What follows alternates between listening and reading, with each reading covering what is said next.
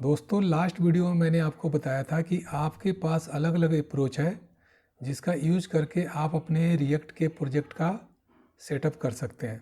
अभी आप स्क्रीन पर देख रहे हैं कि आप प्रोजेक्ट कैसे रिएक्ट पे काम कैसे कर सकते हैं, जिसमें मैंने बताया था कि अगर आपको प्रोजेक्ट सेटअप करना हो तो आप या तो क्रिएट रिएक्ट ऐप टूल का यूज करेंगे या विट का यूज करेंगे। तो आपके पास दो पॉसिबिलिटी ऐसे है कि अगर आप प्रोजेक्ट को पूरी तरह सेटअप करना चाहते हैं अपने सिस्टम पे तो या तो विट का यूज कीजिए या तो फिर क्रिएट रिएक्ट ऐप का यूज कीजिए। लेकिन अगर आप प्रोजेक्ट को सेटअप नहीं करना चाहते हैं, कहना मतलब कि डेवलपमेंट इन्वायरमेंट नहीं बनाना चाहते हैं, तब आप क्या कर सकते हैं कि आप जो है CDN जो है ऑफलाइन यूज कर सकते हैं या CDN जो है अपने HTML पेज के भीतर डायरेक्ट यूज कर सकते हैं। तो इस तरीके से ऐसे तो मैंने पिछले वीडियो में बताया है, एक बेसिक इन्फॉर्मेशन दिया है। तो आज मैं आपको बताऊंगा कि कैसे आप क्रिएट रिएक्ट ऐप का यूज करके अपने डेवलपमेंट को सेटअप कर सकते हैं, मतलब प्रोजेक्ट का डेवलपमेंट सेटअप कर सकते हैं। लेकिन इसको बताने से पहले एक चीज़ और भी बताना ज़रूरी है कि आप इस प्रोजेक्ट को सेटअप करने के लिए कुछ तो जैसे क्रिएट रिएक्ट ऐप टूल भी है, तो इस टूल को पहले आपको इंस्टॉल करना होगा। तो इस टूल को इंस्टॉल करने के लिए जिस सॉफ्टवेयर की ज़रूरत होती है उसका नाम है NPM। और NPM को यूज करने के लिए, क्योंकि यह एक NPM क्या है, पैकेज मैनेजर यूटिलिटी सॉफ्टवेयर है, ये आता है आपको नोड सॉफ्टवेयर के साथ। तो अभी मैं आपको पहले बताऊंगा कि नोड क्या है, NPM क्या है, और फिर उसके बाद देन एंड देयर आफ्टर आपको मैं करके दिखाऊंगा प्रोजेक्ट सेटअप कैसे करते हैं क्रिएट रिएक्ट ऐप टूल को यूज करके। ठीक है, तो पहले मैं आपको ये चीज़ बताता हूँ। तो दोस्तों सबसे पहले हम समझते हैं कि नोड और NPM ये रिएक्ट के लिए हमें क्यों रिक्वायर है। पहले हम नोड को समझते हैं फिर NPM को समझेंगे, क्योंकि नोड के साथ क्या होता है कि NPM इंस्टॉल्ड हो, जैसे आप नोड को इंस्टॉल करेंगे तो आपका क्या होता है कि नोड के साथ साथ NPM भी इंस्टॉल होता है। तो एग्जैक्टली नोड क्या, पहले इसको समझिए। नोड जो है एक सॉफ्टवेयर है जिसका यूज करते हैं हम जावा स्क्रिप्ट के कोड को, मतलब अगर आपने कोई जावा स्क्रिप्ट लिखा है किसी फाइल में, उस कोड को अगर ब्राउज़र के बाहर रन करना है तो आप इसके लिए नोड का यूज करते हैं। क्योंकि अगर आप कोई भी HTML का फाइल बनाते हैं और उस फाइल के भीतर कोई भी स्क्रिप्ट टैग लिख के जावा स्क्रिप्ट का कोड लिखते हैं तो वो कोड रन कहाँ होता है, वो कोड आपका ब्राउज़र के भीतर रन होता है। लेकिन अगर आपको ब्राउज़र के बाहर अगर आपको अपने जावा स्क्रिप्ट के कोड को रन करना हो तो उसके लिए आप नोड का यूज करते हैं। ठीक है, तो नोड के बारे में अगर आपसे कोई पूछे कि नोड क्या है तो आप सिंपल सा आंसर है कि नोड एक सॉफ्टवेयर है, और ये ऐसा सॉफ्टवेयर है जिसका यूज जो है जावा स्क्रिप्ट के कोड को कंपाइल करने के लिए और आउटसाइड द ब्राउज़र इन्वायरमेंट उस जावा स्क्रिप्ट के कोड को रन करने के लिए किया जाता है। ठीक है, यहाँ तक आपको बेसिक अंडरस्टैंडिंग हुई। अब आप ये समझिए कि नोड जब आप इंस्टॉल करेंगे अपने सिस्टम पे तो इसके बाद क्या होगा कि नोड जैसे ही इंस्टॉल करते हैं तो उसके साथ साथ क्या होता है कि NPM नाम का भी सॉफ्टवेयर होता है, यूटिलिटी सॉफ्टवेयर होता है, ये भी आपके सिस्टम में इंस्टॉल हो जाएगा। मतलब ये दोनों एक साथ ही होता है, तो ये कॉम्पेनियन की तरह काम करता है। लेकिन नोड इंस्टॉल होने पर NPM इंस्टॉल होता है। अब NPM का फुल फॉर्म होता है नोड पैकेज मैनेजर। मतलब आप नोड को यूज करके कोई भी अगर प्रोजेक्ट बना रहे हैं तो जितने भी उसके पैकेज होंगे उन सारे पैकेज को ये क्या करता है, NPM जो है मैनेज करता है। तो NPM का मतलब होता है नोड पैकेज मैनेजर। और NPM का मेन पर्पज होता है कि जो भी पैकेज आपके प्रोजेक्ट में यूज हो रहा है उसको मैनेज करना। मैनेज करने का मतलब होता है किसी पैकेज को इंस्टॉल करना, उसको अनइंस्टॉल करना, पैकेज के वर्जन को चेंज करना, अपग्रेड करना। जैसे कि अगर आपका पैकेज का वर्जन 5.2.1 है तो 5.3.2 हो सकता है कि अगला वर्जन हो, तो अपग्रेड कैसे करते हैं, इन सब कामों के लिए क्या करते हैं, नोड पैकेज मैनेजर का यूज करते हैं। ठीक है, अब आप इस बात को, नोड पैकेज मैनेजर को समझने के लिए आप पहले ये समझिए कि नोड का एक पैकेज रिपोजिटरी होता है, इसको पहले समझिए, जिसको कि NPM रजिस्ट्री भी बोलते हैं। नोड पैकेज मैनेजर का जो रिपोजिटरी होता है उसको हम NPM रजिस्ट्री भी कहते हैं।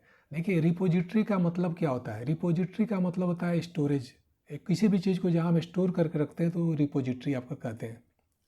अब रिपोजिटरी ये जो है आपका क्लाउड मैंने बनाया है, तो होता क्या है कि जितने भी अलग अलग तरह के नोड के पैकेजेज होते हैं वो ऑनलाइन होता है रिपोजिटरी के रूप में।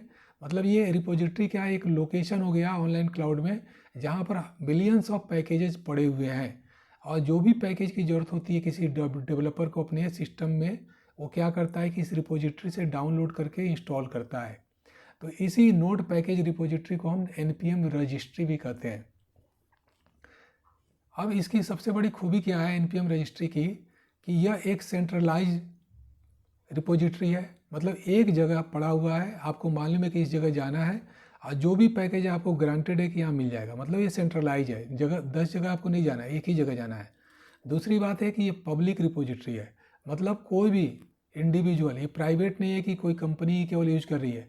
कोई भी इंडिविजुअल जो डेवलपमेंट करना चाहता है जावा स्क्रिप्ट को यूज करके, नोड को यूज करके, तो ये रिपोजिटरी में जाएगा। नोड रिपोजिटरी में npm रिपोजिटरी आमतौर पे बोलते हैं, और यहाँ से वो अपने पैकेज को डाउनलोड करके अपने सिस्टम में इंस्टॉल कर लेगा। ठीक है। अब इसके बाद आपको समझना है कि ये दुनिया का सबसे बड़ा रिपोजिटरी है। It is the largest software industry in the world, जिसका काम क्या है, जिसका काम है कि नोड जेएस से आधारित जो भी सर्विस वगैरह है, मतलब कि नोड जेएस पर आधारित कोई भी अगर आप प्रोजेक्ट बना रहे हैं तो उसके लिए ये सर्व करता है। क्या सर्व करता है? अलग अलग तरह के पैकेज सर्व करता है। इस रिपोजिटरी में अगर आप चाहें तो अपना भी पैकेज अपलोड करके उसको रख सकते हैं। ठीक है। और कोई भी दूसरा इंडिविजुअल, मतलब क्योंकि ये पब्लिक रिपोजिटरी है, तो जब आप यहाँ पर इसको रखेंगे तो आपके पैकेज को कोई भी डाउनलोड करके यूज कर सकता है। तो आमतौर पे ये जो रिपोजिटरी है, ये जावा स्क्रिप्ट इकोसिस्टम के लिए काम करता है। मतलब यहाँ ऐसे पैकेज पड़े हुए हैं जिसका यूज जो है जावा स्क्रिप्ट से रिलेटेड जो भी प्रोजेक्ट बनाते हैं। अब रिएक्ट क्या है? रिएक्ट बेसिकली एक जावा स्क्रिप्ट पर आधारित ही प्रोजेक्ट होता है। ठीक है। तो अगर आपको रिएक्ट प्रोजेक्ट बनाना है तो आपको इसी रिपोजिटरी को यूज करके अपने पैकेज को डाउनलोड करना है, इंस्टॉल करना है। मैं जब यहाँ पैकेज कर रहा हूँ तो आप इसके साथ साथ समझ लीजिए कि जो टूल्स वगैरह जो भी वर्ड यूज करूँगा, ये सारी चीज़ें इसी में आ जाएगी। जैसे कि क्रिएट रिएक्ट ऐप है, तो क्रिएट रिएक्ट ऐप क्या है? एक टूल है जिसका यूज करके हम रिएक्ट के एप्लीकेशन को क्रिएट करते हैं, इसीलिए उसका नाम है क्रिएट रिएक्ट ऐप। अब उस टूल को इंस्टॉल करना है तो npm क्या करता है कि आपको क्या करेगा, वो इस रिपोजिटरी पे जाता है। npm मैंने बताया कि एक यूटिलिटी सॉफ्टवेयर है, वो इस रिपोजिटरी पे जाता है और इस रिपोजिटरी पर जाकर फिर वो देखता है कि ये यहाँ पर है कि नहीं डेटा। अगर यहाँ पर वो पैकेज है तो फिर क्या करेगा, तो वो इंस्टॉल कर देगा। ठीक है ना। इस तरीके से ये काम करता है। फिर आगे आपको मैं बता रहा हूँ कि अगला कंसेप्ट आपका आता है npm CLI। npm CLI का मतलब है नोड पैकेज मैनेजर, तो आपको मालूम है npm का मतलब होता है। CLI का मतलब होता है कमांड लाइन इंटरफेस। आप क्या करते हैं कि जो कमांड लाइन इंटरफेस है उस पर कुछ कमांड को टाइप करते हैं, और ये कमांड जब आप टाइप करते हैं तो npm से रिलेटेड कमांड होता है। वो कमांड क्या करता है कि पैकेज को मैनेज करने से रिलेटेड कमांड होता है। जैसे कि अगर आपको कोई पैकेज इंस्टॉल करना है तो आप लिखेंगे npm इंस्टॉल, अगर अनइंस्टॉल करना है तो npm अनइंस्टॉल, और जो भी पैकेज का नाम है उसके बगल में लिखेंगे। फिर वो पैकेज जो होता है आपका ग्लोबली इंस्टॉल हो सकता है, लोकली इंस्टॉल हो सकता है, अलग अलग तरह के उसके कंसेप्ट हैं। उसको ड्यू प्रोसेस में मैं आपको बताऊंगा। तो अभी आप ये समझ लीजिए कि npm CLI जो है एक ऐसा इंटरफेस प्रोवाइड करता है जिसके द्वारा आप क्या करते हैं, अपने नोड पैकेज मैनेजर के रिपोजिटरी में जितने भी पैकेज पड़े हुए हैं, या आप अपने प्रोजेक्ट के जो आपके प्रोजेक्ट के पैकेज है उसको मैनेज करने में हेल्प करता है। ठीक है। और ये डायरेक्टली इंटरेक्ट करता है आपके रजिस्ट्री के साथ, और रजिस्ट्री कहाँ पड़ा हुआ है? क्लाउड पे पड़ा हुआ है। तो आप कमांड यहाँ पर लिखते हैं, अपने सिस्टम पे लिखते हैं, लेकिन वो कनेक्शन करता है वहाँ के रजिस्ट्री से, और अगर पैकेज को इंस्टॉल करना है तो वहाँ से ये डाउनलोड करके आपके सिस्टम में इंस्टॉल कर देता है। इसी तरह और सब चीज़ें हैं। तो पैकेज को इंस्टॉल करना है तो इसके लिए वो पहले डाउनलोड करता है और फिर क्या करता है, इंटीग्रेट कर देता है आपके जो भी कोड अभी हैं। मान लेते हैं आपने एक प्रोजेक्ट बनाया, उसमें कुछ कोड पड़े हुए हैं, उस कोड के साथ क्या करेगा, आपका ये पैकेज जो इंस्टॉल हुआ है वो इंटीग्रेट हो जाता है। इसी तरह जो भी डिपेंडेंसीज है, मान लेते हैं आप रिएक्ट प्रोजेक्ट बना रहे हैं तो आपको रिएक्ट का डिपेंडेंसी चाहिए, रिएक्ट डोम का डिपेंडेंसी चाहिए, रिएक्ट राउटर डोम का डिपेंडेंसी चाहिए। ये सारी चीज़ें जो अलग अलग पैकेजेज, लाइब्रेरीज वगैरह के जो पार्ट हैं, इनकी जब रिक्वायर होती है तो इसको हम डिपेंडेंसीज कहते हैं। इन सारे डिपेंडेंसीज को हम क्या करते हैं, नोड पैकेज मैनेजर के कमांड लाइन इंटरफेस की मदद से कमांड को टाइप करते हैं और इसको इंस्टॉल करते हैं। ठीक है। फिर अगर आपको आपने कोई पैकेज बनाया, उसको आप चाहते हैं कि पब्लिश करना, तो आपको रिपोजिटरी में अपलोड करना होगा ना। इसके लिए भी आपको क्या करना होगा, npm CLI का यूज करते हैं। यहाँ तक आपको समझ में आ गया होगा npm CLI का यूज क्या है। अब आगे मैं बढ़ता हूँ। अब इसको आप शॉर्ट में जो है इसको npm repo भी कह सकते हैं। रिपोजिटरी जो है थोड़ा बड़ा वर्ड लग रहा है, तो आप npm repo भी बोल सकते हैं। और ये रजिस्ट्री जो है अलग अलग तरह का पैकेज को क्या करता है, मतलब डाइवर्स कलेक्शन ऑफ पैकेजेज है। छोटे छोटे यूटिलिटी फंक्शन भी अगर आपने बनाया है उसको भी आप अपलोड कर सकते हैं एज ए पब्लिक पैकेज, और कोई भी जिसको ज़रूरत होगी वो इसको यूज कर सकता है। या बहुत बड़ा लाइब्रेरी है, अलग अलग तरह का लाइब्रेरी अगर आपने बनाया है उसको भी आप क्या कर सकते हैं, रिपोजिटरी में पब्लिक कर सकते हैं, मतलब अपलोड करके आप पब्लिक करते हैं। ठीक है, यहाँ तक आपको समझ में आ गया होगा। तो npm आपने समझा कि npm कितना इंपॉर्टेंट है। नोड तो आपका एक ऐसा सॉफ्टवेयर है जो आपको जावा स्क्रिप्ट के कोड को क्या करता है, कंपाइल करने में मदद करता है। पहली बात आपने समझा। और npm क्या करता है, आपके प्रोजेक्ट के जो भी पैकेज है उसको मैनेज करने मतलब कि उसको इंस्टॉल करने में, अनइंस्टॉल करने में, अपग्रेड करने में, इसमें हेल्प करता है।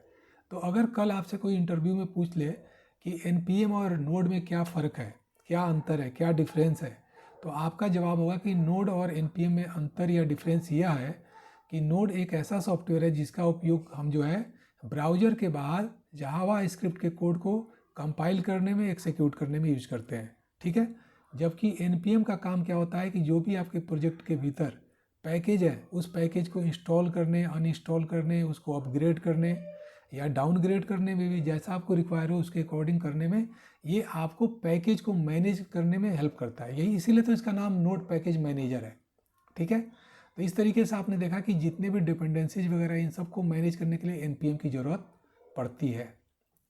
ठीक है, अब अगला चीज़ आपको बताऊंगा कि आप पहले चेक कीजिए कि आपके सिस्टम में नोड सॉफ्टवेयर इंस्टॉल है कि नहीं है। अगर आपके सिस्टम में नोड सॉफ्टवेयर इंस्टॉल नहीं है तो आपको क्या करना होगा, क्योंकि रिएक्ट का प्रोजेक्ट अगर आप बनाना चाहते हैं तो पहले आपके सिस्टम में नोड जो है सॉफ्टवेयर इंस्टॉल होना चाहिए। तो इसकी चेकिंग करना बहुत आसान है। इसके लिए आपको अपने टर्मिनल को ओपन करना है। टर्मिनल को ओपन करने का मतलब है कि ये CMD ओपन विंडोज़ में एक ओपन करेंगे और इसमें जाकर आप अपना npm नोड और डैश डैश वर्जन ऐसे लिखेंगे तो जो भी वर्जन होगा वो आपको यहाँ आ जाएगा। इसी तरीके से जब मैंने बताया कि नोड को इंस्टॉल करते हैं तो इसके साथ साथ आपका क्या होता है, npm भी इंस्टॉल हो जाता है। तो npm का भी वर्जन जो है डैश डैश करके चेक कर सकते हैं, तो ये आपका आ जाएगा। देखिए, आपको इसको शॉर्टकट में यूज करना है तो डैश वी भी लिखेंगे तो काम चल जाएगा, लेकिन पूरा लिखना ही ज़्यादा मैं सही मानता हूँ। ऐसा कोई रूल नहीं है, लेकिन आप चाहे तो शॉर्ट में भी ऐसे लिख सकते हैं। तो देखिए, दोनों अलग अलग चीज़ है, दोनों का वर्जन भी अलग अलग है, दोनों के काम भी अलग अलग है। तो आपने देखा कि कैसे है कि हम अपने कमांड लाइन इंटरफेस में अपने नोड के वर्जन को और npm के वर्जन को चेक कर सकते हैं। अगर आप स्लाइड में देखें तो यही कंसेप्ट मैंने यहाँ लिखा है कि अगर नोड का वर्जन चेक करना है तो डैश डैश वर्जन लिखेंगे नोड लिखने के बाद, और इंटर प्रेस करेंगे तो जो आपका लेटेस्ट वर्जन इंस्टॉल हुआ है वो आपको बता देगा। इसी तरह अगर npm का वर्जन चेक करना है तो npm के वर्जन के लिए npm डैश डैश वर्जन लिखेंगे तो आपका वर्जन पता चल जाएगा। लेकिन अगर मान लीजिए कि आपके सिस्टम में नोड इंस्टॉल नहीं है, ऑब्वियस है तब तो npm भी इंस्टॉल नहीं होगा। अगर आपके सिस्टम में नोड इंस्टॉल है तो npm ग्रांटेड होगा, क्योंकि नोड इंस्टॉल होने के साथ npm भी इंस्टॉल हो जाता है। अगर आपके सिस्टम में नोड इंस्टॉल नहीं है तो इसको इंस्टॉल करने का जो तरीका है वो आगे मैं आपको बताता हूँ। देखिए, अगर आपके सिस्टम में नोड इंस्टॉल नहीं है तो आपको क्या करना होगा कि नोड को इंस्टॉल करने के लिए इस nodejs.org नाम के लिंक पे जाना होगा, और en का मतलब है इंग्लिश डाउनलोड करेंट। इस पर क्लिक करिए, या मैं इसको ऐसे बता देता हूँ कि आप इसको देखिए कि ये क्या आपका है। ये आपका पूरा ये है nodejs.org। इस लिंक पे जाकर आप क्या करेंगे कि इंस्टॉल करेंगे। अगर आपको इसको चेक करना है तो मैं आपको ब्राउज़र पे ले जाता हूँ, फिर आपको दिखाता हूँ। ठीक है, ये है आपका लिंक। ये क्या है, आपका लिंक है नोड को इंस्टॉल करने के लिए। आप यहाँ जाएंगे और आप अपना क्या करेंगे कि अगर विंडोज़ के लिए इंस्टॉल करना है तो विंडोज़ के लिए यहाँ क्लिक करेंगे, मैक के लिए करना है तो मैक, लाइनक्स के लिए। ऐसे ये बाय डिफ़ॉल्ट ही क्या करता है, ये वेबसाइट क्या करेगा, जैसे आप इस जगह पर जाएंगे node.js.org पे और डाउनलोड सेक्शन में, तो ये क्या करेगा, अगर आपका विंडो है तो विंडो के पॉपअप क्या करेगा, सेलेक्ट कर लेगा ड्रॉप डाउन। और जो भी लेटेस्ट वर्जन है वो दिखा रहा है करंट वर्जन। लेकिन अगर आपको लोअर वर्जन करना है तो ये कर सकते हैं। LTS का मतलब होता है लॉन्ग टर्म सपोर्ट। तो आमतौर पे जब भी आप करेंगे तो करंट की जगह क्या करेंगे, LTS करेंगे। LTS का मतलब होता है लॉन्ग टर्म सपोर्ट जिसका है। और फिर क्या करेंगे, नीचे आप आकर देखिए तो यहाँ पर डाउनलोड करने के लिए विंडो इंस्टॉलर का यूज करेंगे। और विंडो इंस्टॉलर का यूज करके आप पहले अपना देखेंगे कि आपका जो प्लेटफॉर्म आर्किटेक्चर है ऑपरेटिंग सिस्टम का विंडोज़ का, वो 64 बिट का है या 32 बिट का है या जो भी है। ये ऐसे बाय डिफ़ॉल्ट ही आपका करेक्ट इंस्टॉल आर्किटेक्चर को सिलेक्ट वगैरह कर लेगा। नहीं भी है तो आप अपना देख लीजिए। आमतौर पे 32 बिट बहुत ओल्ड हो गया, 64 बिट में ही हम सारा आर्किटेक्चर आजकल विंडोज़ का होता है। और इसको क्या कीजिए, विंडो इंस्टॉलर की मदद से आप इसको इंस्टॉल यहाँ करके क्लिक करके कर लीजिएगा। जब आप इसको क्लिक करेंगे या बटन दबाएंगे तो ये इंस्टॉलर आपका इंस्टॉल करना शुरू कर देगा। मैं इसको क्या करता हूँ कि इसको कैंसिल कर देता हूँ क्योंकि मेरे सिस्टम में ऑलरेडी इंस्टॉल्ड है, ठीक है ना। और इसके बाद आपको क्लिक करके इसको इंस्टॉल कर लेना है, ये कोई बड़ी चीज़ नहीं है, ठीक है। यहाँ तक आपने समझ लिया कि कैसे आप नोड को इंस्टॉल करेंगे। और नोड को जब इंस्टॉल करेंगे तो उसके बाद आपका NPM भी इंस्टॉल हो जाएगा, ठीक है। अब जब आपने नोड और NPM को इंस्टॉल कर लिया है, जैसे कि मैंने बताया कि आप अपने कमांड प्रॉम्प्ट में जाकर इंस्टॉल होने के बाद ज़रूर चेक कर लीजिएगा कि आपका वर्जन क्या आ रहा है, नोड का क्या आ रहा है, नोड का वर्जन। अगर इंस्टॉलेशन प्रॉपर हुआ होगा तो ये आपका वर्जन ज़रूर आएगा। अगर इंस्टॉलेशन सही तरीके से नहीं होगा तो ये वर्जन वगैरह नहीं आएगा। जब ये सारा काम हो जाएगा ना, उसके बाद आप अपना रिएक्ट में क्रिएट रिएक्ट ऐप का प्रोजेक्ट का डेवलपमेंट सेटअप कर सकते हैं। मैं समझता हूँ यहाँ तक आपको समझ में आ गया होगा कि कैसे आप जो है NPM को इंस्टॉल करते हैं, नोड को इंस्टॉल करते हैं। और आगे मैं अलग से अगला वीडियो में बताऊँगा कि कैसे आप क्रिएट रिएक्ट ऐप को इंस्टॉल करके, क्योंकि यह एक टूल है। क्रिएट रिएक्ट ऐप क्या है, एक टूल है जिसकी मदद से हम क्या करते हैं, रिएक्ट के एप्लीकेशन को क्रिएट करते हैं, इसीलिए तो इसका नाम है क्रिएट रिएक्ट ऐप। तो अगले वीडियो में मैं आपको बताऊंगा कि क्रिएट रिएक्ट ऐप को कैसे हम इंस्टॉल करते हैं और एक रिएक्ट का प्रोजेक्ट फिर मैं उसका डेवलपमेंट सेटअप दिखाऊंगा, ठीक है। Thanks for watching this video.